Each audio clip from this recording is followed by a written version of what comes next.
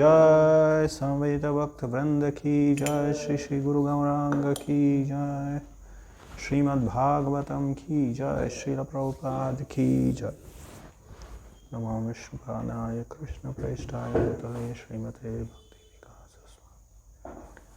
नमो ओम विष्णुपादाय कृष्ण प्रेष्ठाय भूतले श्रीमते भक्ति वेदांत स्वामी निति नामिने। नमस्ते सारस्वती देवे गौरवाणी प्रचारिणे निर्विशेष शून्यवादी पाश्चात्य देशतारिणे। वंदेहं श्रीगुरो श्रीयुतपदकमलं श्रीगुरोन् वैष्णवांश्च श्रीरूपं साग्रजातं सहगण रघुनाथान्वितं तं सजीवं साद्वैतं सावधूतं परिजनसहितं कृष्ण चैतन्यदेवं श्री राधा कृष्ण पादान् सहगण ललिता श्री विशाखान्वितांश्च।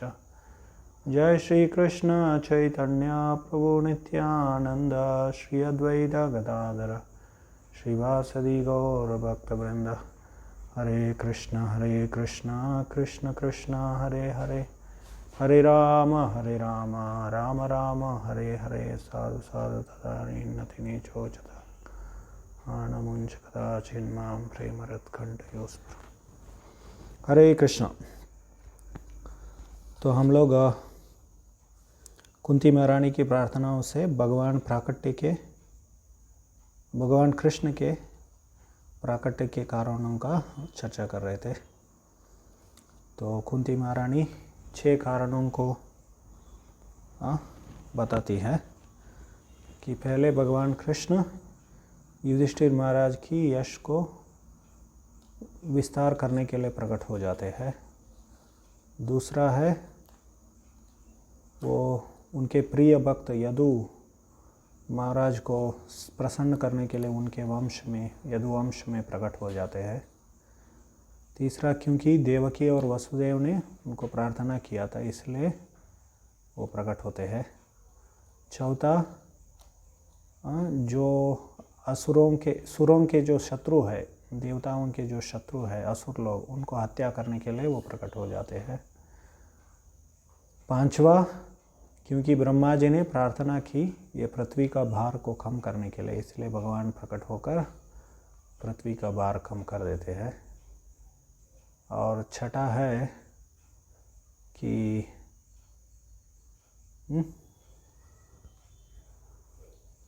छठा है भक्ति को पुनरुत्थान करने के लिए, श्रवण कीर्तन आदि युक्त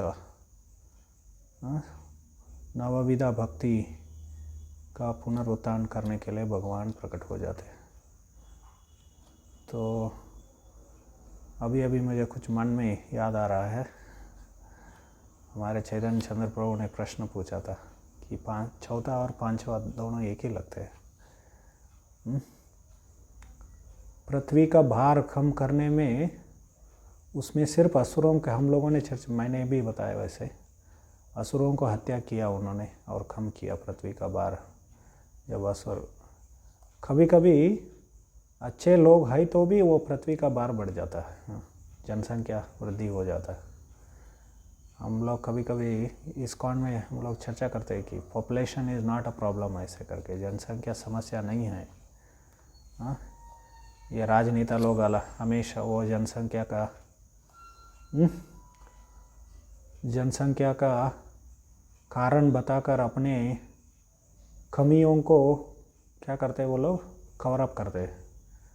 वो लोग क्योंकि जनता का मांगों को पूरा नहीं कर पाते हैं, इसलिए हम लोग बहुत कुछ काम कर रहे हैं लेकिन इतना जनसंख्या है इसलिए आप लोगों को फैसिलिटीज़ नहीं मिल रहा है, ऐसे वो लोग कवर करते हैं। ओरिजिनली जनसंख्या का ये जो आइडिया था पॉपुलेशन वॉर पॉपुलेशन, ये अंग्रेज़ों ने इसको प्रस्तुत किया क्योंकि वो लोग अपना साम्राज्य को एक्सपेंड करना चाहते थे। इसलिए उन्होंने बताया कि जनसंख्या ज़्यादा हो रही है इसलिए हमें साम्राज्य का क्या करना चाहिए, एक्सपेंड करना चाहिए। We have to expand our empire. Why? Because population is increasing, we need resources, so therefore we will take away resources of others.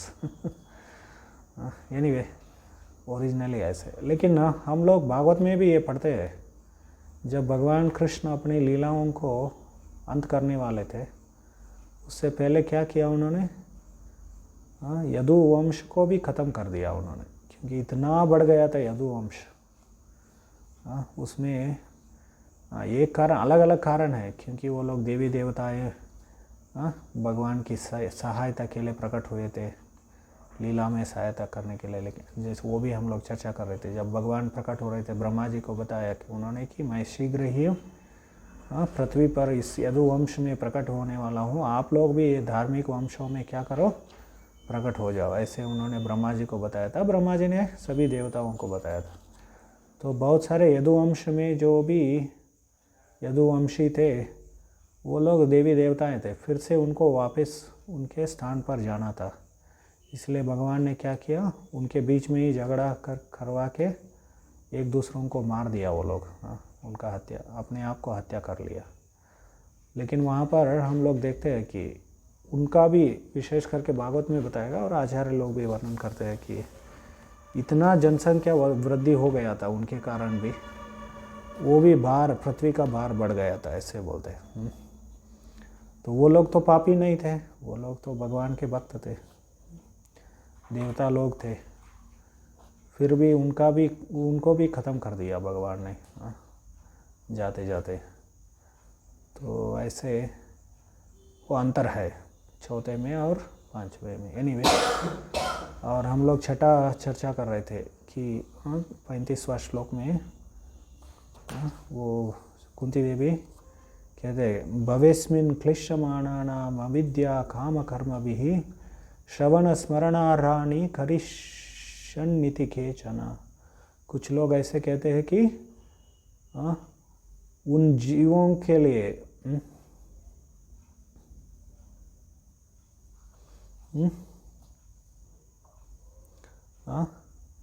भवेस्मिन् क्लिश्यमाणानाम् अविद्या काम कर्मभिः, उन जीवों की भलाई के लिए जो लोग अविद्या के कारण क्या कर रहे हैं, यहाँ पर बहुत सारे कष्ट भुगत रहे हैं। अविद्या, काम और कर्म तीनों के कारण, पहले अविद्या आता है, उसके बाद काम बीज आता है, और कर्म, हम लोग कर्म करते हैं भौतिक संसार में, फिर उसके कारण भवेस्मिन् क्लिश्यमाणानाम्, हमारा भौतिक अस्तित्व बढ़ जाता है, और उसके साथ साथ बहुत सारा क्लेश भी आ जाते हैं। तो उनकी भलाई के लिए तो आपने ये श्रवण कीर्तन युक्त भक्ति मार्ग को पुनः स्थापित किया, ऐसे कुंती देवी कह रहे। तो यहाँ पर उतना एक्सप्लिसिट नहीं है इस श्लोक में कि श्रवण कीर्तन आदि युक्त जो नवविधा भक्ति है उसको करने से क्या होता है। यहाँ पर ऐसे बताया गया है कि जो जीव भौतिक संसार में अविद्या, काम, कर्म के कारण बहुत सारे ये कष्ट भुगत रहे, उन जीवों के लिए आप क्या कर रहे हैं, ये भक्ति मार्गों को स्थापना कर रहे हैं, ऐसे यहाँ पर बताया जाता है। तो वो भक्ति मार्गों को पालन करने से क्या होता है, वो अगले श्लोक में इसका और विस्तार करती है कुंती देवी। तो इसलिए हम लोग 36वां श्लोक आज चर्चा करेंगे। तो ये छठा कारण जो है उसका ही एक्सटेंशन है ये। शृण्वन्ति गायन्ति गृह्णन्त्यभीक्ष्णशः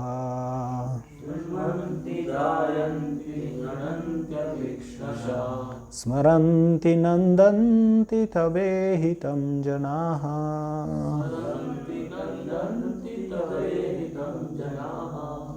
तयेव पश्यन्त्यचिरेण तावकम्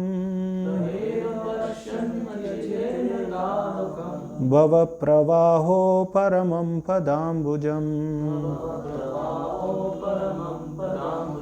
शृण्वन्ति गायन्ति गृह्णन्त्यभीक्ष्णशः स्मरन्ति नन्दन्ति तवेहितं जनाः। तयेव पश्यन्त्यचिरेण तावकम् भवप्रवाहो परमं पदाम्बुजम् शृण्वन्ति गायन्ति गृह्णन्त्यभीक्ष्णशः स्मरन्ति नन्दन्ति तव तवेहितं जनाः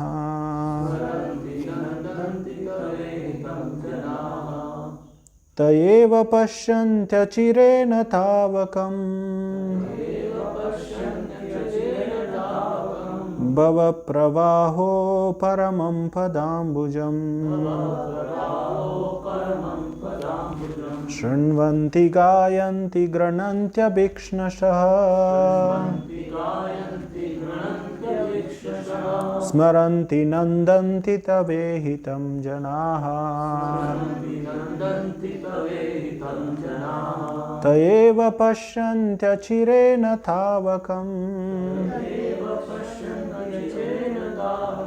भवप्रवाहो परमं पदाम्बुजम् Anyone would like to say? शृण्वन्ति गायन्ति गृह्णन्ति भीक्ष्णशः शृण्वन्ति गायन्ति गृह्णन्त्यभीक्ष्णशः स्मरन्ति नन्दन्ति तवेहितं जनाः स्मरन्ति नन्दन्ति तवेहितं जनाः तवेव पश्यन्ति अचिरेण तावकम् तयेव पश्यन्त्यचिरेण तावकम् प्रवाहो परमं पदाम्बुजम् भवप्रवाहो परमं पदाम्बुजम्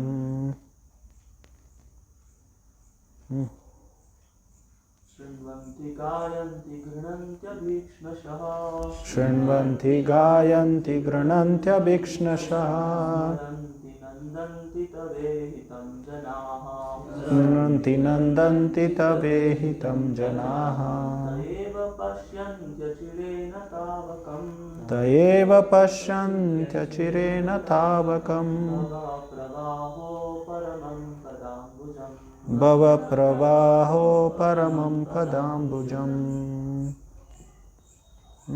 Anyone else?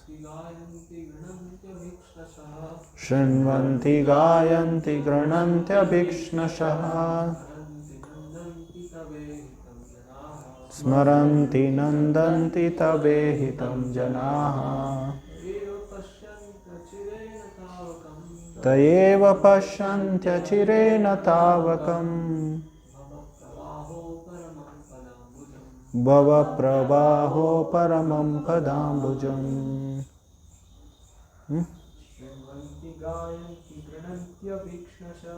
शृण्वन्ति गायन्ति गृह्णन्त्यभीक्ष्णशः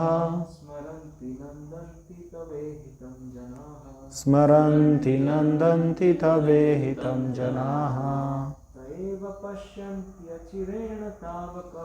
तयेव पश्यन्त्यचिरेण तावकम् भवप्रवाहो परमं पदाम्बुजम् शृण्वन्ति सुनते हैं गायन्ति कीर्तन करते हैं गृह्णन्ति ग्रहण करते हैं अभीक्ष्णशः निरंतर स्मरन्ति स्मरण करते हैं नन्दन्ति हर्षित होते हैं तव आपके इहितम कार्यकलापों में कार्यकलापों को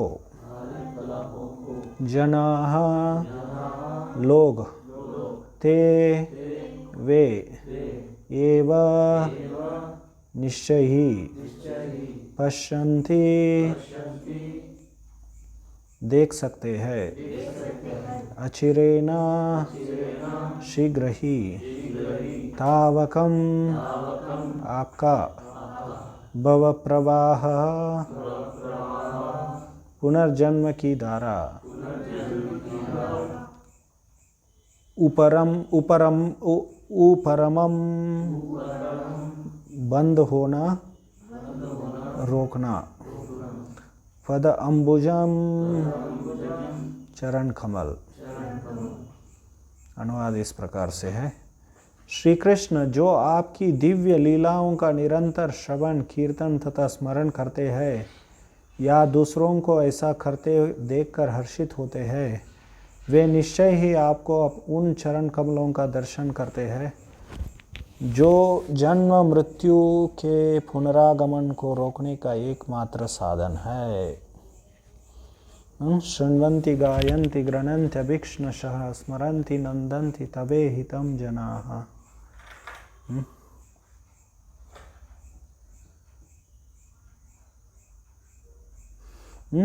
तयेव पश्यन्त्यचिरेण तावकं भवप्रवाहो परमं पदाम्बुजम्।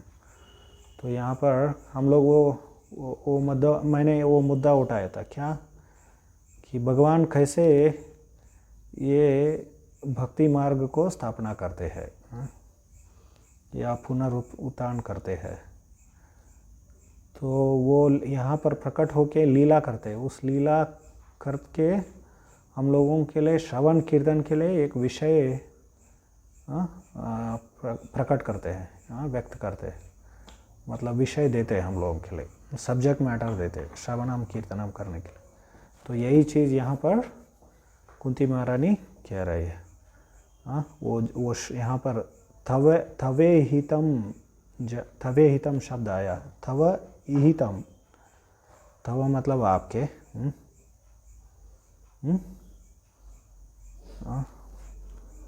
हितम कार्यकलापों का, तो उन कार्यकलापों का, दूसरे शब्दों में उनकी लीलाओं का श्रवण करने से, गायन करने से, उनको स्वीकार करने से या उनका स्मरण करने से, उनमें आनंद लेने से, नंदन्ति शृण्वन्ति गायन्ति गृह्णन्त्यभीक्ष्णशः स्मरन्ति नंदन्ति तवे हितं जनाः। तो क्या हो जाता है, तयेव पश्यन्त्यचिरेण तावकं भवप्रवाहो परमं पदाम्बुजम्। तयेव पश्यन्त्यचिरेण तावकं, बहुत ही शीघ्र, अचिरेण, चिरेण मतलब बहुत ही लंबे समय, अचिरा मतलब बहुत ही शीघ्र क्या करेंगे, वो भगवान के चरण कमल का दर्शन करेंगे। तयेव पश्यन्ति, भगवान का दर्शन हो जाएगा उन लोगों को। तो भगवान का दर्शन मतलब क्या है यहाँ पर, जब तक हम लोग भगवान का प्रेम प्राप्त नहीं करते तब तक भगवान का दर्शन नहीं होता है, या भगवान की लीलाओं में हम लोग प्रवेश नहीं कर सकते। तो ये श्रवण गायन गृह्णन्ति स्मरन्ति नंदन्ति ये करने से या नवविधा भक्ति करने से हम लोगों को भगवान के प्रेम प्राप्त हो जाएगा, फिर हमें भगवान का दर्शन प्राप्त होगा। तयेव पश्यन्ति अचिरेण तावकम, और एक बार भगवान का दर्शन हो गया तो ये अचिरेण मतलब कितना समय लगेगा इसके लिए, कितना समय हमें करते रहने का। हर रोज उठना पड़ता है, सुबह उठना पड़ता है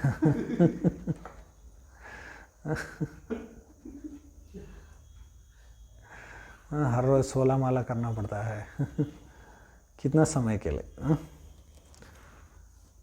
तो भगवान यहाँ पर कुंती महारानी कह रहे कि बहुत ही शीघ्र, अचिरेण, बहुत ही शीघ्र क्या हो जाएगा, तो वो भगवान को दर्शन कर पाएंगे ऐसे। क्यों बहुत ही शीघ्र, क्योंकि ये भक्ति मार्ग ही ऐसे है। तो वो बहुत ही शीघ्र हमें फल प्राप्त करता है। तो ये एक चीज़ हम लोगों को पता चल जाता है भगवद गीता में। अन्य जो भी योग पद्धतियां हैं उसको पालन करके परिपूर्णता को प्राप्त करना बहुत ही लंबा समय लगता है उसको, लेकिन जो भक्ति मार्ग को पालन करते हैं बहुत ही शीघ्र वो प्राप्त करते हैं। ये एक और पॉइंट, भक्ति का श्रेष्ठता हम लोग भगवद गीता में देखते हैं। तो अलग अलग दृष्टिकोण से भक्ति की श्रेष्ठता को स्थापित किया गया। तो ये भगवद गीता में क्या हुआ है, तो ये दृष्टिकोण से भी हमें परिपूर्णता, इस मार्ग को पालन करके परिपूर्णता प्राप्त करने के लिए कितना समय लगेगा। तो कंपेयर टू अदर प्रोसेसेस, अन्य मार्गों की तुलना भक्ति मार्ग बहुत ही शीघ्र क्या हो जाता है, हमें परिपूर्णता तक लेकर जाती है। तो हम लोग प्रभुपाद जी वो उपदेशामृत के तात्पर्य में लिखते हैं, उत्साह निश्चय धैर्य तत्त कर्म प्रवर्तना संग त्यागो सतोवृत्ति षड्भिर भक्तिर विनश्यति।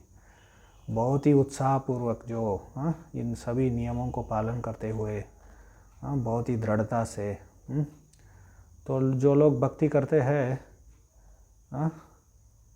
वो तुरंत ही परिपूर्णता प्राप्त करते हैं। प्रभुपाद जी ऐसे लिखते हैं, हैविंग बिगन दिस, क्या बोलते हैं वो, this Krishna consciousness drags us to perfection, ऐसे प्रभुपाद जी लिखते हैं। हमें खींच के लेके जाती है कृष्ण भक्ति परिपूर्णता की ओर या भगवान की ओर। तो और 9वें अध्याय के भगवद गीता में हम लोग दूसरे श्लोक में बोलते हैं ना, राज विद्या राज गुह्यम पवित्रम इदमोत्तमम प्रत्यक्षावगमं धर्म्याम सुसुकुम कर्तुम अव्ययम। तो वो पवित्रम शब्द का वर्णन करते हुए हमारे आचार्य श्रील प्रभुपाद वो एक श्लोक उल्लेख करते हैं। कौन सा श्लोक? पद्म पुराण से वो श्लोक है ना, अप्रारब्धम फलम पापम, पद्म पुराण या विष्णु पुराण वो, अप्रारब्धम फलम पापम कूटम बीजम फलोन्मुखम क्रमेणैव प्रलीयते विष्णु भक्ति रतात्मनः। जो विष्णु भक्ति में लगे हुए हैं क्या हो जाता है, बहुत ही शीघ्र क्रमेणैव प्रलीयते, ये जो भी पाप कर्म के जो अलग अलग प्रकार के जो फल होते हैं वो क्रम से ख़त्म हो जाते हैं। क्रम से ख़त्म मतलब क्या है, वहाँ पर ये क्या बताया गया, पहले अप्रारब्ध बताएगा, अप्रारब्धम फलम पापम कूटम बीजम फलोन्मुखम। तो ये 4 प्रकार के, कोई भी हम लोग कर्म करते हैं तो ये 4 प्रकार के फल मिल जाते हैं हम लोग, अप्रारब्ध कूट बीज फलोन्मुख ऐसे। तो क्रमेणैव प्रलीयते, क्रम से नाश हो जाता है इनका। पहले अप्रारब्ध का नाश हो जाता है, फिर कूटम बीजम और फलोन्मुखम, ऐसे 4 प्रकार। क्या है ये अप्रारब्ध? अप्रारब्ध मतलब जिनको बहुत आगे जाकर भविष्य में वो फल प्रतिक्रिया प्राप्त हो, उसका प्रतिक्रिया प्राप्त हो जाती है, तो उसको अप्रारब्ध कहते हैं। कूट और बीज, कूट मतलब जब भी कर्म करते हैं तो उसका छाप पड़ जाता है हमारे चेतना के ऊपर, उसको कूट कहते हैं। तो उसका इम्प्रेशन पड़ जाता है और उसके बाद वही इम्प्रेशन बीज रूप में प्रकट हो जाता है, उसको डिज़ायर कहते हैं, डिज़ायर, पाप बीज। तो पाप बीज, फिर फलोन्मुखम या प्रारब्ध कहते हैं हम लोग उसको। अभी हम लोग उसका प्रतिक्रिया को फल भुगत रहे हैं हम लोग। तो ऐसे 4 प्रकार के प्रतिफल होता है कोई भी कर्म करने से। तो इन चारों का क्रम से क्या हो जाता है, पूरा नष्ट हो जाता है। क्रम से मतलब पहले अप्रारब्ध, कूट, बीज और फलोन्मुख। तो भागवत में एक ऐसा उदाहरण है जिनके जीवन में ये क्रम से नहीं हुआ, वो उल्टा हुआ। पहले अप्रारब्ध का नाश हो गया, प्रारब्ध का नाश हो गया। तो वो उदाहरण है वो अजामिल। तो हमारे आचार्य इस श्लोक के ऊपर क्रमेणैव प्रलीयते, इस श्लोक के ऊपर टीका करते हुए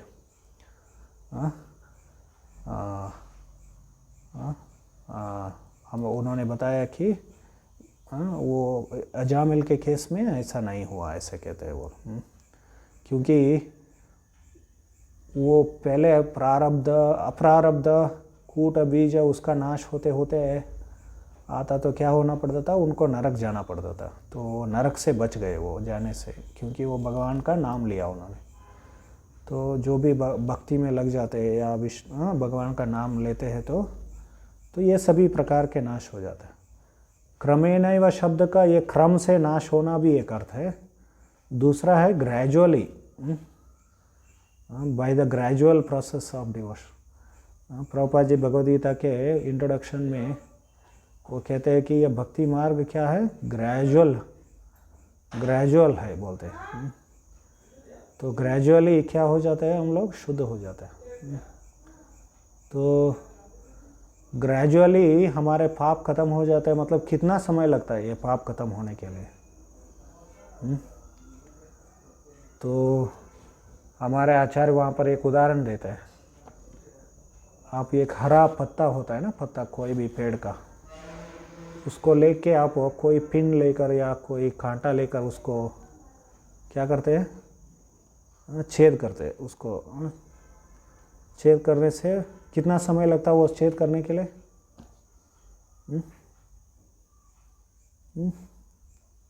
एक क्षण में छेद कर देते। वैसे ही भक्ति करने से क्या हो जाता है, ये सभी पाप नष्ट हो जाते हैं। लेकिन जीव गोस्वामी कहते हैं कि इवन एक जीवन भी हमें लगता है तो वो भी बहुत कम समय है वो। क्यों कम समय है? क्योंकि अनादिकाल से हम लोग भौतिक संसार में ये सब पाप कर रहे हैं। तो वो नष्ट होने में एक जीवन भी लगा तो कुछ ज़्यादा नहीं है वो। लेकिन वो हमारे तीव्रता के ऊपर भी हम लोग किस हद तक हम लोग शरणागत होते हैं भगवान से। हम लोग एक सेकंड में भी भगवान के पूर्ण शरणागत हो सकते हैं। तो हमारा शरणागति के अनुसार क्या हो जाता है, क्योंकि भगवान ने बताया ना, सर्वधर्मां परित्यज्य माम एकम शरणं व्रज अहम त्वां सर्व पापेभ्यो मोक्षयिष्यामि मा शुचः। जो मेरे शरण में आ जाते हैं तो क्या हो जाता है, मैं उनको रक्षा करूँगा, ऐसे वो कहते हैं। तो हमारे शरणागति के अनुसार वो बहुत ही शीघ्र, लेकिन एक जीवन भी लगा तो कुछ ज़्यादा नहीं है। तो ये अचिरेण आदि, तो ये नाश, सभी क्लेश नाश हो पाप नाश हो जाते हैं एक समय। और हम लोग देखते हैं 12वें अध्याय में भी भगवान कहते हैं, क्योंकि 12वें अध्याय के आरंभ में अर्जुन ने प्रश्न पूछा था, निर्गुण उपासना या सगुण उपासना, इन दोनों में से कौन सा श्रेष्ठ है, ऐसे उन्होंने प्रश्न पूछा था। तो भगवान कृष्ण ने बताया कि सगुण उपासना श्रेष्ठ है, मतलब उनकी भक्ति में लगना श्रेष्ठ है। तो और वो बताते 6 और 7वें श्लोक में 12वें अध्याय के, ये तो सर्वाणि कर्माणि मयि सन्न्यस्य मत्परः अनन्येनैव योगेन माम ध्यायन्त उपासते। सभी जो कर्म है उनको भगवान को अर्पित करके हुए मत्पराह, भगवान की भावना में, पूरी तरह से कृष्ण भावना में, अनन्येनैव योगेन, अनन्य भक्ति में जो लगते हैं और मुझे स्मरण करते हुए मेरा उपासना करते हैं, उनको मैं बहुत शीघ्र ही तेषाम अहम समुद्धर्ता मृत्यु संसार सागरात् भवामी न चिरात् पार्थ मयि आवेशित चेतसाम। तो भगवान कहते हैं कि मैं शीघ्र ही उनको क्या करूँगा, उद्धार करूँगा। भवामी न चिरात, न चिरात, चिरात मतलब लंबे समय, न चिरात मतलब बहुत ही शीघ्र ही मैं क्या करूँगा, उनको उद्धार करूँगा, ऐसे बताते हैं। तो श्रील प्रभुपाद और हमारे आचार्य वहाँ पर वराह पुराण से उल्लेख करते हैं। क्या वहाँ पर क्या बताएगा वराह पुराण? नयामि परमं स्थानम अचिरादि गतिम विना गरुड़ स्कंदम आरोप्य यथेच्छम अनिवारितः। वो कहते हैं कि जो मेरे भक्त होते हैं मैं क्या करूँगा, उनको उद्धार करने के लिए अचिरादि गतिम बिना, अर्चिरादि गतिम बिना गरुड़ स्कंदम आरोप्य यथेच्छम अनिवारितः। मैं क्या करूँगा, गरुड़ जी के पीठ के ऊपर मैं बैठकर तुरंत ही आकर उनको उद्धार करूँगा, ऐसे कहते हैं। इस्कॉन में इसके बारे में वो एक चित्र बनाया ना भक्त लोग। तो वो भक्त ऐसे हाथ कर रहा है, भगवान गरुड़ के ऊपर आकर क्या कर रहे हैं, उसको उठा रहे हैं, वो समुंदर से उठा रहे, भव सागर से उठा रहे। तो यहाँ पर भगवान कह रहे गरुड़ स्कंदम आरोप्य, गरुड़ के ऊपर आरोहित होकर मैं आ जाता हूँ, ऐसे वो कहते हैं। तो ऐसे भगवान बहुत ही शीघ्र आकर हमको उद्धार करते हैं। तो यहाँ पर भी कुंती महारानी कहते हैं कि जो ऐसे भगवान कृष्ण की लीलाओं का श्रवण, गायन, कीर्तन, स्मरण और उसमें जो आनंद लेते हैं, तो वो लोग बहुत ही शीघ्र भगवान को दर्शन कर पाते हैं। तयेव पश्यन्ति अचिरेण तावकम भव प्रवाहो परमं पदाम्बुजम। तो फिर उनका भव प्रवाह क्या हो जाता है, ख़त्म हो जाता है। एक बार भगवान का दर्शन हो गया या भगवान की लीलाओं में प्रवेश किया हम लोग, तो सब भव प्रवाह क्या हो जाता है, बंद, ख़त्म हो जाता है। ये साइड प्रोडक्ट है, कल भी हम बता रहे थे। ये साइमल्टेनियसली दोनों एक ही समय होता है, भव प्रवाह और भगवान की दर्शन या भगवान की लीला में प्रवेश करना, दोनों एक ही समय पर हो जाते हैं। मतलब या जब हम लोग भगवान की लीला में प्रवेश करते हैं या हमें भगवान का दर्शन हो जाता है, तो ये भव प्रवाह जो है क्या है, बंद हो जाता है। तो ये भव प्रवाह, प्रवाह शब्द यहाँ पर क्यों उपयोग किया गया है? तो बहुत ही तीव्र, इंटेंस है ये। भौतिक संसार में जन्म मृत्यु का चक्र जो है बहुत इंटेंस है और निरंतर चलता ही रहता है, बहता ही रहता है। ये प्रवाह चलता रहता है। पुनरपि जननम पुनरपि मरणम पुनरपि जननी जठरे शयनम यह संसारे बहुदुस्तारे कपया तारे पाहि मुरारे। तो ऐसे पुनरपि, again and again, again and again, बार बार बार बार बार बार हम लोग जन्म लेते हैं और मरते हैं। फिर मरने के बाद फिर से एक स्त्री के, माँ के गर्भ में हम लोग प्रवेश करते हैं। तो भव प्रवाहो परमं पदाम्बुजम, ऐसे भव प्रवाह में हम लोग फंस गए हैं। तो हम लोगों को ज़्यादा कुछ करने की ज़रूरत नहीं है, ऐसे ही करते रहना है। श्रवणम शृण्वन्ति गायन्ति गृह्णन्ति, कितना सरल है ना उपाय। आपको सर नीचे करके ऊपर, पाँव ऊपर करके खड़े होने की ज़रूरत नहीं है। हिमालय जाने की ज़रूरत नहीं है। नाक दबाकर श्वास अंदर छोड़ना, बाहर छोड़ना, कितना सारा मेहनत करना पड़ता। तो बैठ के सुनना चाहिए। तो श्रवण करेंगे तो क्या हो जाएगा, अपने आप ये भव प्रवाह खत्म हो जाएगा। तो तयेव पश्यन्ति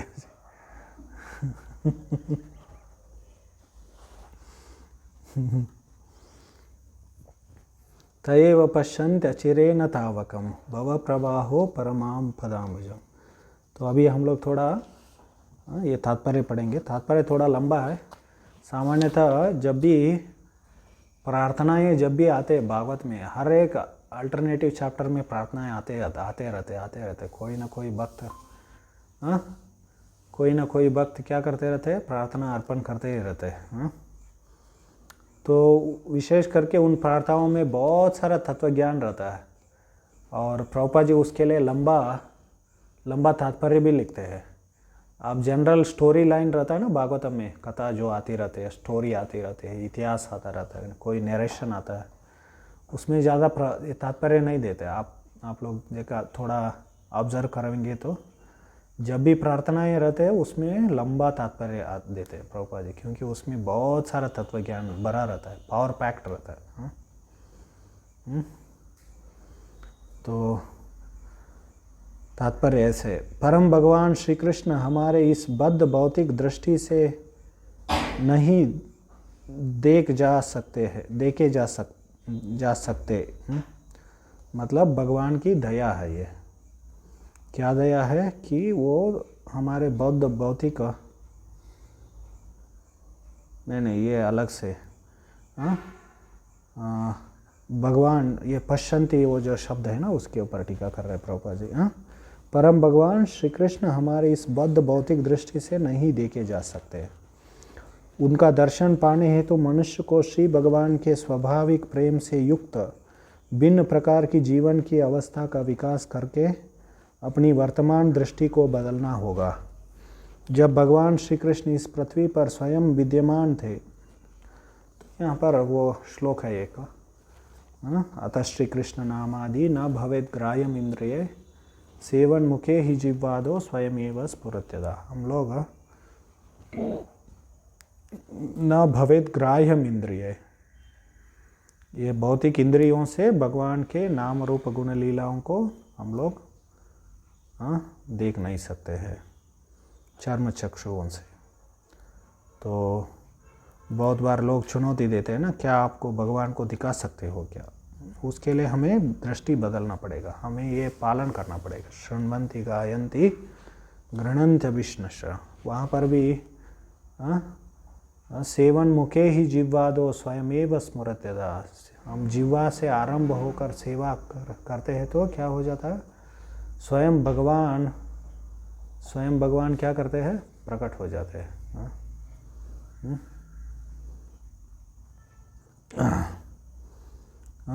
भगवान जो चुनते, किनको चुनते दिखाने, अपने आप को दर्शाने के लिए, वही लोग भगवान को देख सकते हैं। हम लोग भगवान को चुनौती नहीं देख सकते। प्रभुपाद जी वो हिंदी एक लेक्चर में कहते हैं कि तुम भगवान क्या तुम्हारा सेवक है कि बांसुरी बजाते बजाते नाचते नाचते तुम्हारे सामने का प्रकट हो जाएंगे?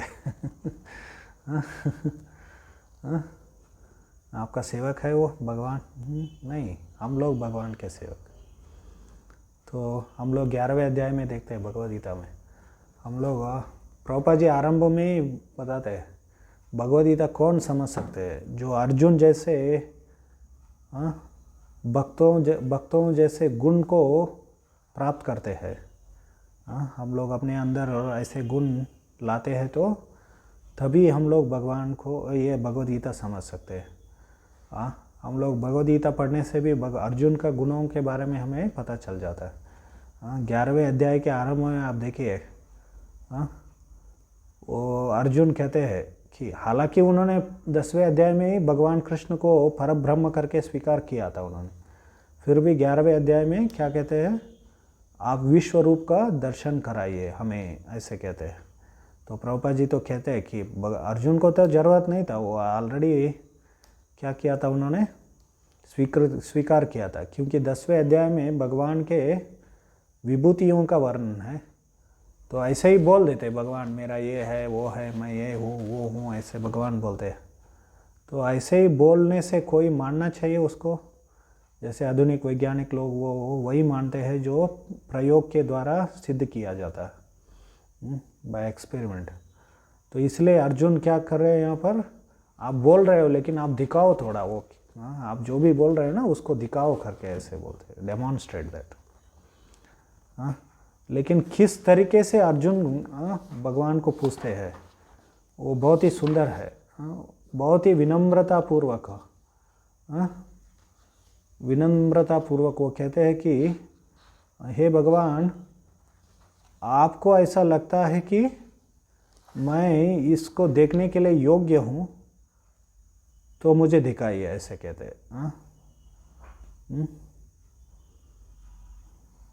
तो वो आप देखिए वो 4थे श्लोक में 11वें अध्याय के, मन्य से यदि तत्शक्यम मया दृष्टुम इति प्रभो योगेश्वरो ततो मे त्वं दर्शयात्मानम अव्ययम। मन्य से यदि तत्शक्यम, आप मानते हो कि मैं इसके लिए योग्य हूँ, आपका विश्व रूप का दर्शन करने के लिए योग्य हूँ, तो फिर आप दिखाइए, ऐसे वो कहते हैं। तो फिर बाद में भगवान कृष्ण कहते हैं कि तो ऐसे विनम्रतापूर्वक हमें, प्रभुपाद जी उस तात्पर्य में भी उसके बारे में लिखते हैं कि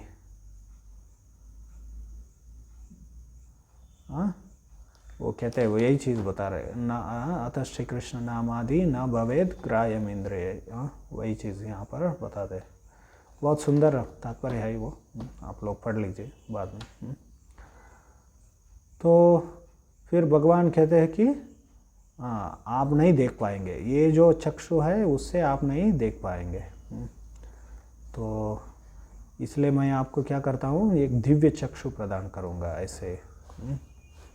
हाँ, वो कहते हैं। तो वो 8वें श्लोक में, न तो माम शक्यसे द्रष्टुम अनेनैव स्वचक्षुषा दिव्यम ददामि ते चक्षु पश्य मे योगमैश्वरम।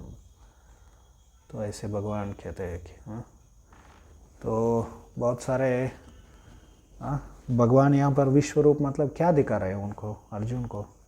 ये ब्रह्मांड को दिखा रहे हैं, ब्रह्मांड का दर्शन कर रहा है। यूनिवर्सल फॉर्म, यूनिवर्स को दिखा रहे हैं। यूनिवर्सल फॉर्म मतलब यूनिवर्स को दिखा रहे हैं वो। तो वैज्ञानिक लोग कैसे यूनिवर्स को देखने के लिए कोशिश कर रहे हैं? वो लोग अपने ऑब्जर्वेटरीज में क्या करते हैं, बड़े बड़े टेलीस्कोप्स लगाते हैं और या सैटेलाइट में खोज कैमरा डाल कर रख के वो उसको भेज देते हैं सैटेलाइट में। उससे वो लोग संपर्क रख के उससे जो भी चित्र निकलता है उससे वो लोग अध्ययन करते हैं। वो ब्रह्मांड को समझने के लिए कोशिश करते हैं। 500 साल से वो चंद्रमा के ऊपर जो गड्ढे हैं वही दिखा रहा है। There are craters on the moon करके, क्रेटर्स ऑन द मून। वो केपलर के समय से भी हम वही सुन रहे हैं। ये सुंदर, आप साइंटिफिक न्यूज़ में देखेंगे तो बार बार वो ये टेलीस्कोप ने ये सुंदर चित्र भेजा मून के ऊपर, जो भी क्रेटर्स है उसका, ऐसे बार बार वही दिखाते रहते हैं 500 साल से, और कुछ प्रगति ही नहीं किया वो लोग। चंद्रमा के ऊपर जो गड्ढे थोड़ा बदल गया उनका समझ।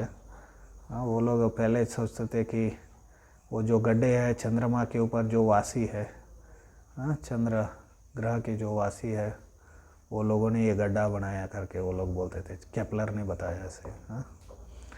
तो फिर बाद में बताया वहाँ पर जीव नहीं है, ऐसे ये लोग अभी कुछ नया शुरू कर दिया।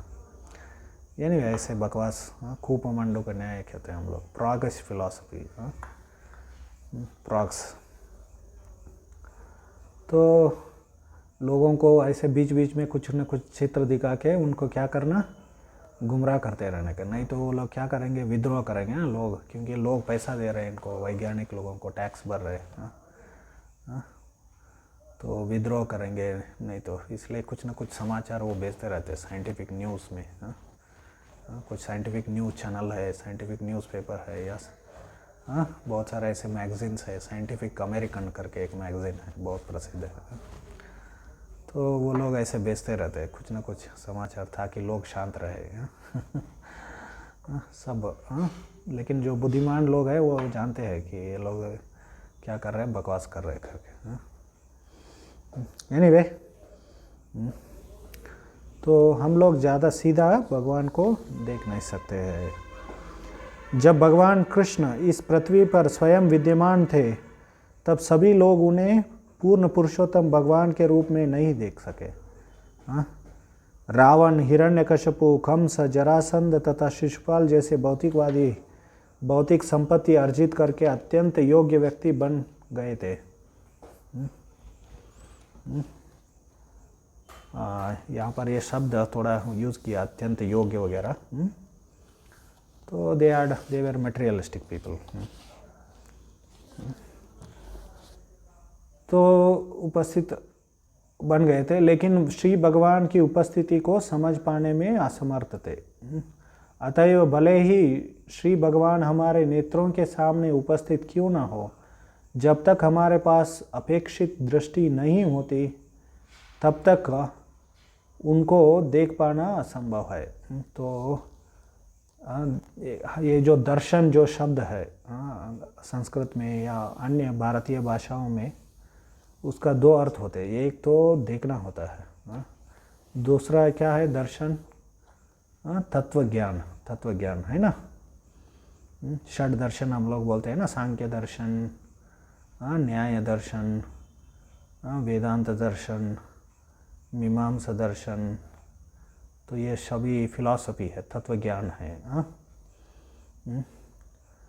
तो जब तक हमें भगवान के बारे में जो तात्विक ज्ञान, तत्व ज्ञान प्राप्त नहीं होता, तब तक वो दर्शन तत्व को नहीं समझेंगे तब तक हम लोग भगवान को दर्शन नहीं कर पाएंगे, ऐसे सरस्वती ठाकुर बताया करते थे। तो उन्होंने इसके बारे में बहुत बताया अपने शिक्षाओं में। वो उसको दृश्य विचार, वो बहुत प्रसिद्ध है। तो वो शास्त्रों में है। पूर्व आचार्य ने भी चर्चा किया था इसको, शंकराचार्य, मध्वाचार्य, रामानुजाचार्य सब लोगों ने, लेकिन सरस्वती ठाकुर बहुत विस्तार से वो उसको बताते हैं। यह अपेक्षित योग्यता एकमात्र भक्तिमय सेवा द्वारा उत्पन्न होती है। वो तत्व ज्ञान, अंततोगत्वा तत्व ज्ञान कैसे प्रकट हो जाती है? वासुदेवे भगवती भक्ति योग प्रयोजितः जनयत्याशु वैराग्यम ज्ञानम च यदाहेतुकम। तो वो इम्पर्सनल ज्ञान नहीं है, वो लोग जो सिर्फ ज्ञान मार्ग से जो प्राप्त करते हैं, तो भक्ति से जो ज्ञान और वैराग्य उत्पन्न हो जाता है ऑटोमेटिकली, वो साइड प्रोडक्ट है वो। तो उससे भगवान प्रसन्न होकर हम लोगों को अपना दर्शन देते हैं। तो वो भक्ति मार्ग मतलब यहाँ पर श्रवणम कीर्तनम विष्णु स्मरणम। यह अपेक्षित योग्यता एकमात्र भक्तिमय सेवा द्वारा उत्पन्न होती है, जिसका शुभारंभ उचित स्रोत से श्री भगवान के विषय में श्रवण करने से ही होता है। हम लोगों को सही स्रोत से इसका श्रवण करना पड़ेगा। मैं बता रहा था ना, ये बहुत ही मुश्किल नहीं है ये मार्ग, लेकिन हम लोगों को सही स्रोत से सुनना पड़ता है। श्रीमद् भगवद गीता ऐसा लोकप्रिय ग्रंथ है जिसे सामान्य मनुष्य सुनते, गाते तथा बारंबार पढ़ते, लेकिन कभी कभी ऐसा अनुभव होता है कि ऐसी भक्ति संपन्न करने वाले व्यक्ति श्री भगवान का साक्षात दर्शन नहीं कर पाता। इसका कारण यह है कि श्रवण नामक पहली विधि अत्यंत महत्वपूर्ण है। यदि श्रवण उचित स्रोत से किया जाए तो इसका प्रभाव तुरंत पड़ता है। किनसे सुनना चाहिए हम लोगों को? तो वो श्लोक है ना, सनातन गोस्वामी वो कहते हैं, क्या कहते हैं? अवैष्णवो मुखोद्गीर्णं पूतं यद् हरिकथामृतं श्रवणं नैव कर्तव्यं सर्पोच्छिष्ट यतापयः। अवैष्णवों से हम लोगों को सुनना नहीं चाहिए। कभी कभी सेंटिमेंटल वैष्णव भी होते हैं, साजिया वैष्णव भी होते हैं, उनसे भी नहीं सुनना चाहिए। प्रभुपाद जी कहते हैं वो वृंदावन में मायावादियों से भरा है, ऐसे कहते हैं वृंदावन। तो हम लोगों को जागरूक रहना चाहिए, ऐसे कहते हैं। यदि श्रवण उचित स्रोतों से किया जाए तो इसका प्रभाव तुरंत पड़ता है। सामान्यतः लोग अनधिकृत व्यक्तियों से श्रवण करते हैं। ऐसे अनधिकृत व्यक्ति शैक्षणिक योग्यताओं से भले ही प्रकांड विद्वान हो, किंतु उनके द्वारा भक्ति के सिद्धांतों का पालन न किए जाने के कारण उनसे श्रवण करना केवल समय का अपव्यय ही होगा। कभी कभी भूल पाठ की व्याख्या कलात्मक ढंग से इस प्रकार की जाती है जिससे वे अपना स्वयं का स्वार्थ सिद्ध कर सके। अतएव सर्वप्रथम सक्षम तथा प्रामाणिक वक्ता चुनना होगा और तब उससे ही श्रवण करना होगा। जब श्रवण विधि पूर्ण तथा पक्की हो जाती है तो अन्य विधियों स्वतः ही पूरी हो जाती है। तो हमें परंपरा में जो आए हुए शुद्ध वैष्णव है उनसे सुनना चाहिए। तो हम लोगों को तो प्रभुपाद जी के ग्रंथ है, उनको ग्रंथों से हमें पढ़ना चाहिए और सुनना चाहिए। जैसे हम बता रहे थे वो कृष्णा बुक है, कृष्णा बुक को पढ़ने से हमें भगवान कृष्ण की यथारूप ज्ञान है वो प्राप्त हो जाएगा। श्री भगवान की अनेक दिव्य कार्यकलाप है और इनमें से हर एक से वांछित फल प्राप्त हो सकता है, लेकिन शर्त यही है कि श्रवण विधि परिपूर्ण हो। आप देखिए कितना वो जोर दे रहे हैं प्रभुपाद यहाँ पर, किनसे श्रवण करना चाहिए इस तात्पर्य में।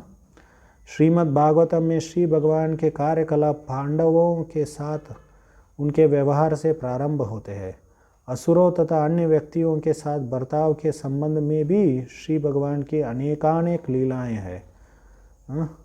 और 10वें स्कंद में उनके प्रिय गोपियों के साथ साथ द्वारका में अपनी पत्नियों के साथ के व्यवहार का वर्णन है। चूँकि श्री भगवान परम अवस्था में है, अतः उनके प्रत्येक व्यवहार की दिव्य स्वभाव में कोई अंतर नहीं है। तो लेकिन कभी कभी लोग अनधिकृत श्रवण करते समय गोपियों के साथ श्री भगवान के व्यवहार में अधिक रुचि लेते हैं। ऐसी मनोवृत्ति श्रोता के कामुक विचारों के सूचक है। तो इसलिए हम लोगों को भगवान की सभी लीलाओं को उतना ही मान्यता देना चाहिए, आरंभ से अंत तक पढ़ना चाहिए। जब भी हम लोग कृष्णा बुक पढ़ते हैं या श्रीमद् भागवतम पढ़ते हैं तो आरंभ से पढ़ना चाहिए, क्रम से। अतः श्री भगवान की लीलाओं का प्रामाणिक वक्ता कभी भी ऐसी बातें नहीं सुनता। या कभी कभी हम लोग पूर्व आचार्यों के जो ग्रंथ है उसमें हम लोग जंप करना चाहते हैं। हम लोग कभी कभी हमारे अंदर अनर्थ होते हैं, हम लोग सोचते हैं कि प्रभुपाद जी ग्रंथ में कुछ ज़्यादा रुचि नहीं मिल रहा है, ऐसे सोचते हैं हम लोग। तो उससे भी हम लोग पदभ्रष्ट हो सकते हैं।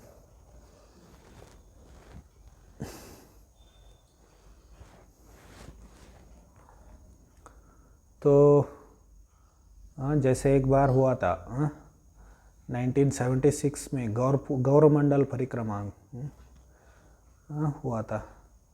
उस समय भक्त लोग अलग अलग गौड़ीय मठ में जब गौरमंडल परिक्रमा करते तो बहुत सारे गौड़ीय मठ से जाते जाते गुजरते जाते हैं भक्त लोग। तो वहाँ पर बहुत सारे ग्रंथ खरीद रहे थे, सरस्वती ठाकुर, भक्ति विनोद ठाकुर का।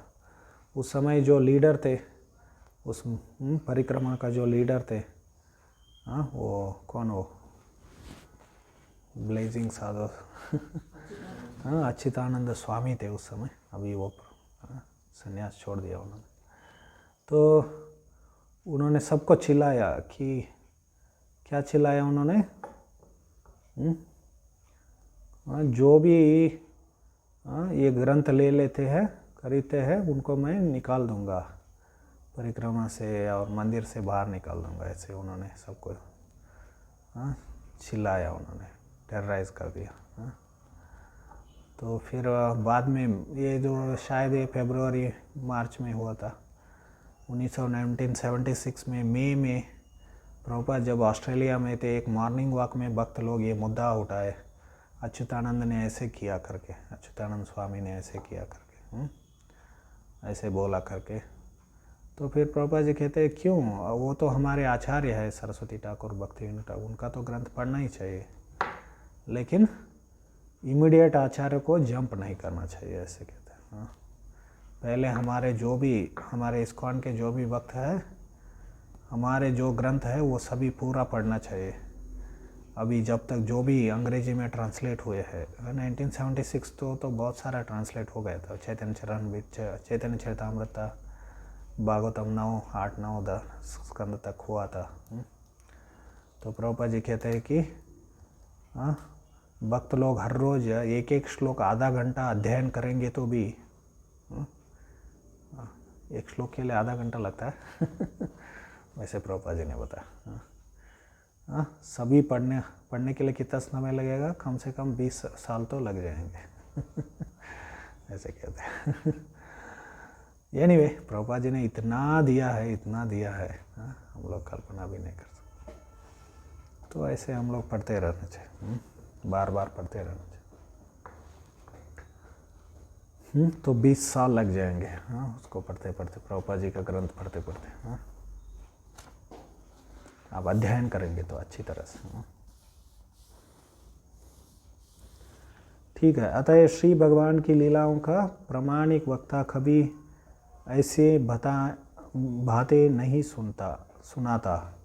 मनुष्य को श्री भगवान के विषय में बिल्कुल प्रारंभ से ही श्रीमद् भागवतम या अन्य शास्त्रों का श्रवण करना चाहिए।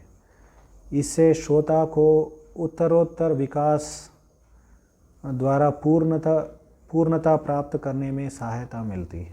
अतएव किसी को यह नहीं सोचना चाहिए कि गोपियों के साथ श्री भगवान का व्यवहार पांडवों के साथ उनके व्यवहार से कम महत्वपूर्ण है।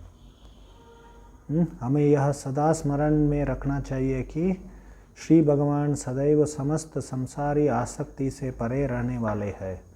उपर्युक्त समस्त लीलाओं में प्रत्येक स्थिति में वे ही नायक है और उनके विषय में या उनके भक्तों के या उनके प्रतियोद्धाओं उनके विषय में श्रवण करना आध्यात्मिक जीवन के लिए अनुकूल है। ऐसा कहा जाता है कि समस्त वेद पुराण इत्यादि श्री भगवान से हमारे विसरे हुए संबंधों को पुनरुज्जीवित करने हेतु है। इन सभी शास्त्रों को सुनना आवश्यक है। चैतन्य चरितामृत में क्या बताया गया है? माया मुग्ध जीवे नहीं स्वतः कृष्ण ज्ञान, जीवे कृपा कैले कृष्ण वेद पुराण। कृष्ण वेद पुराण क्यों दिया? कृष्ण या उनके अवतार जो है वेद व्यास क्यों ये सभी वेद पुराण दिए उन्होंने? क्योंकि माया मुग्ध जीव को कृष्ण के बारे में ज्ञान नहीं है। तो जीवों के ऊपर कृपा करने के लिए सभी वेद पुराण दिए। तो हमें हर रोज पढ़ना चाहिए इन ग्रंथों को। तो यहाँ पर ज़्यादा प्रभुपाद जी तात्पर्य में किसके ऊपर जोर दे रहे हैं? श्रवण के ऊपर। एक्चुअली जो ज्ञान है श्रवण करने से प्राप्त हो जाता है। हमें भक्तों के संग में सताम प्रसंगान मम वीर्य संविदो भवन्ति रत्कर्ण रसायन कथा तज्जोषणाद्यदपवर्ग वर्तमणि श्रद्धा रुचिर भक्तिर अनुक्रमिष्यति। सताम प्रसंगान, भक्तों के संग में बैठकर हमें भगवान की लीलाओं को, दिव्य गुणों को, उनके नामों के महिमा को सुनना चाहिए। तो उससे क्या हो जाता है? हम अपवर्ग की ओर जाएंगे और श्रद्धा रति भक्तिर अनुक्रमिष्यति। मतलब वो यहाँ पर वो 9 जो स्तर है, संडे हम लोग चर्चा कर रहे थे उनके बारे में। ग्रेजुअली श्रद्धा से लेकर प्रेम तक हमारे हृदय में प्रेम प्राप्त हो जाएगा, हम लोग आगे बढ़ेंगे। तो हियरिंग मतलब श्रवण मतलब भक्तों के संग में बैठ के सुनना चाहिए, श्रवण करना चाहिए। तो कलयुग में थोड़ा बुक्स भी है, तो क्योंकि सबको सभी ऐसे हर रोज़ क्लास अटेंड करने के लिए क्या नहीं होता है, अवसर प्राप्त नहीं होता है।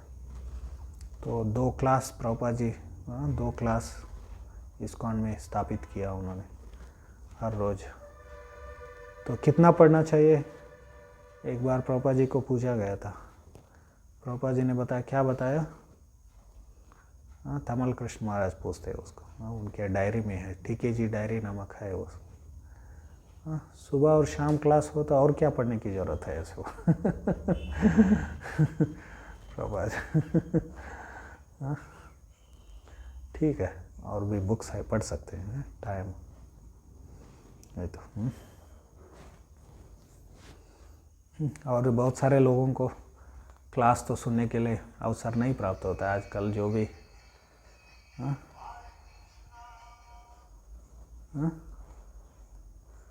तो आजकल जो बड़े बड़े शहरों में लोग रहते हैं, मंदिर नहीं आ पाते हैं, या आश्रम जो हरे कृष्णा आश्रम रहते हैं वहाँ पर नहीं आ पाते, तो उनको घर में बैठ के पढ़ना चाहिए।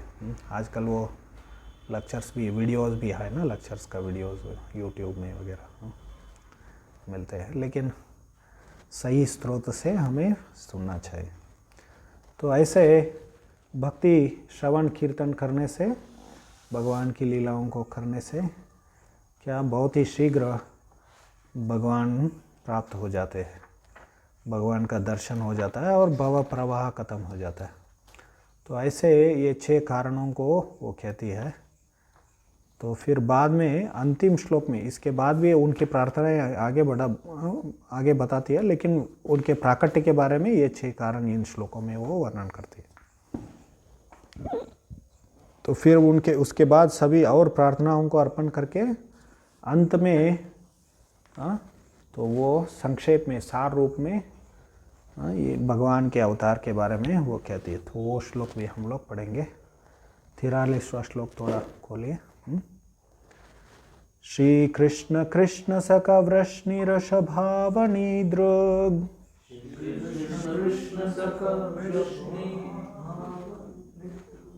श्री कृष्ण कृष्ण सका वृष्णिरषभावनी दृग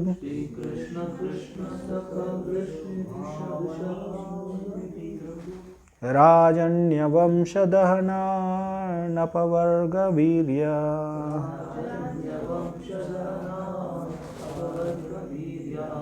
राजन्यवंशदहना नपवर्गवीर्य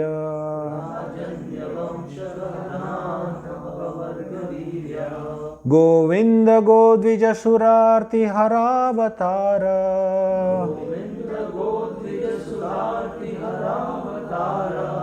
गोविंद गोद्विजसुरार्तिहरावतार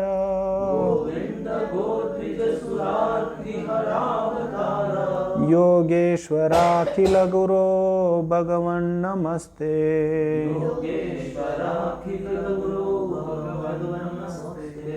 योगेश्वराखिल गुरो भगवन् नमस्ते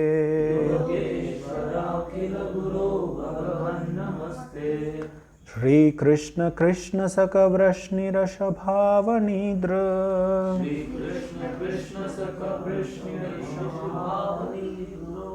राजन्यवंशदहना नपवर्गवीर्य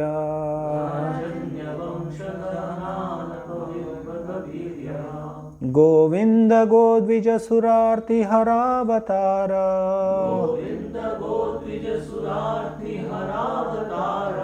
योगेश्वराखिल गुरो भगवन् नमस्ते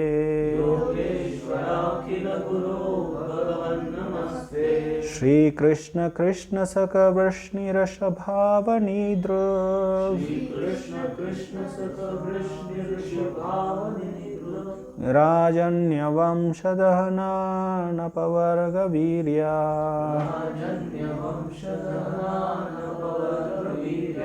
गोविंद गोद्विजसुरार्तिहरावतार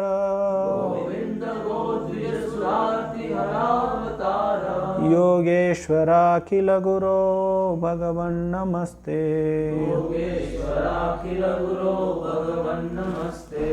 श्री कृष्ण कृष्ण सक वृष्णिरषभावनी दृग राजन्यवंशदहना नपवर्गवीर्य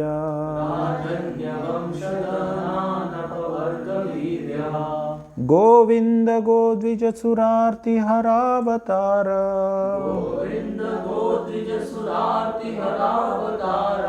योगेश्वराखिल गुरो भगवन् नमस्ते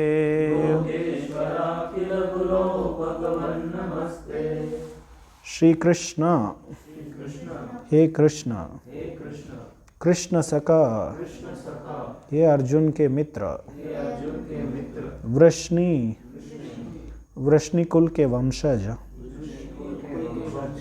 ऋषभ हे प्रमुख अवनी पृथ्वी दृक् विद्रोही राजन्यवंश राजाओं का वंश दहना हे विनाश करता अनपवर्ग कमी के बिना वीर्य पराक्रम गोविंद हे गोलोक के स्वामी गो गायों के द्विज ब्राह्मणों के सुर देवताओं के अर्तिहर दुख दूर करने हेतु अवतार हे अवतार लेने वाले योग ईश्वर हे सभी योग शक्तियों के स्वामी अखिला संपूर्ण जगत के गुरु हे गुरु भगवान हे समस्त ऐश्वर्यों के स्वामी, हे समस्त ऐश्वर्यों के स्वामी, नमः नमः थे। ते आपको सादर नमस्कार है। हे कृष्ण, हे अर्जुन के सखा, हे वृष्णि कुल के प्रमुख, आप उन समस्त राजनीतिक दलों का विध्वंसक है जो इस धरा पर उपद्रव फैलाने वाले हैं। आपका शौर्य कभी क्षीण नहीं होता। हाँ? आप दिव्य धाम के स्वामी हैं और आप गायों, ब्राह्मणों तथा भक्तों के कष्टों को दूर करने हेतु अवतरित होते हैं। आप समस्त योग शक्तियों के स्वामी हैं और आप समस्त ब्रह्मांड के गुरु हैं। आप सर्वशक्तिमान श्री भगवान हैं। मैं आपको सादर प्रणाम करती हूँ। तो यहाँ पर हे कृष्ण, श्री कृष्ण कृष्ण को संबोधित कर रही है। कृष्ण सका, कृष्ण के सका मतलब अर्जुन के। अर्जुन का एक नाम था, अर्जुन के 10 नाम थे, उसमें एक नाम है कृष्ण। उनका भी नाम कृष्ण था। तो एक और स्त्री का नाम है, उसका नाम कृष्णा था। किसी को पता कौन है? द्रौपदी का नाम क्या था? कृष्णा, क्योंकि वो खाली थी वो द्रौपदी। कृष्ण मतलब क्या है? कौन है? खाली। हाँ, कृष्ण मतलब खाला। हाँ, भगवान कृष्ण भी खाले है, अर्जुन भी खाले है। हाँ, और द्रौपदी भी खाली थी। तो आजकल आधुनिक समाज में सुंदरता मतलब एक्चुअली मध्व संप्रदाय में ऐसे माना जाता है, द्रौपदी सर्वश्रेष्ठ सुंदर स्त्री करके। तो वो लक्ष्मी देवी का ही अवतार है, स्वरूप है, ऐसे मानते हैं। तो आजकल समाज में जो लोग सफ़ेद है वो लोगों को सुंदर माना जाता है लेकिन द्रौपदी बहुत ही सुंदर थी। हम जानते हैं, सब लोग उसको विवाह करने के लिए पट्टू होते हैं ना, है ना। दुर्योधन, कर्ण, सब लोग वो उनके स्वयंवर में आए थे। बहुत सुंदर थे। बाद में जयद्रथ वगैरह थे ना, बहुत सारे उनके लिए, द्रौपदी के लिए ही आकर्षित होकर बहुत सारे लोग मर गए हत्या हो गया। पांडवों ने हत्या कर दिया उनको। तो उनका नाम कृष्णा। तो ऐसे ज़रूरी नहीं कि सफ़ेद लोग ही, ये हीरो सेंट्रिक आइडिया है आजकल। हीरो सेंट्रिक मतलब या वेस्टर्न सेंट्रिक, क्योंकि जो अंग्रेज लोग वो सफ़ेद रहते हैं, वो लोगों ने नया शुरू किया कि जो सफ़ेद लोग हैं वही सुंदर है करके। सुंदरता और ये रंग से कुछ लेना देना नहीं। यानी उनका नाम कृष्णा है।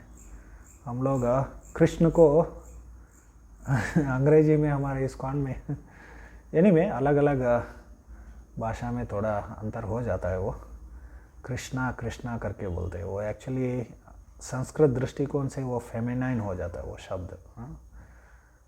वो द्रौपदी को संबोधित करते होता है कृष्ण कृष्ण एक्चुअल। तो अलग अलग भाषाओं में, जैसे यशोदा हम लोग कहते हैं ना संस्कृत भाषा में, तो कन्नड़ में वो लोग यशोदे बोलते हैं या राधे बोलते हैं वो लोग। ऐसे कुछ बदल देते हैं लोग। एनीवे, श्री कृष्ण कृष्ण सका, भगवान कृष्ण वो अर्जुन के सका है। वृष्णि ऋषभ, वृष्णि ऋषभ मतलब सभी वृष्णियों में सर्वश्रेष्ठ, चीप। तो फिर उसके बाद आवनी दृक राजन्य वंश दहनाप वर्ग वीर्या। तो यहाँ पर वो हम लोग भूमि का भार को कम करने के लिए प्रकट होते हैं ना भगवान। तो वही चीज़ फिर से यहाँ पर दोहरा रही है कुंती देवी। आवनी दृग राजन्य वंश, उन राजवंशों को वो क्या दहन मतलब नाश कर देते, जला देते भगवान। नाश कर देते, जो पृथ्वी के लिए बार बन गए थे, तकलीफ दे रहे थे। प्रभुपाद जी यहाँ पर अनुवाद कैसे करते हैं उसको? राजवंश राजनैतिक दलों का करते हैं पॉलिटिकल पार्टीज अनुवाद में आपने देखा उसको, उन राजनैतिक दलों का। तो उन समय राजवंश हुआ करते थे, अभी आजकल राजनैतिक दल है। तो भगवान इनको नाश करने के लिए प्रकट हो जाते हैं, कोई भी कांग्रेस हो, बीजेपी हो, सब या लेबर पार्टी हो या कंजर्वेटिव पार्टी हो, रिपब्लिकन, डेमोक्रेटिक, सब अलग अलग देशों में अलग अलग पार्टियाँ हैं, सब लोग असुर है बस। राजन्य वंश दहना अपवर्ग वीर्या, तो आप अपवर्ग के वीर्य है, स्वामी है।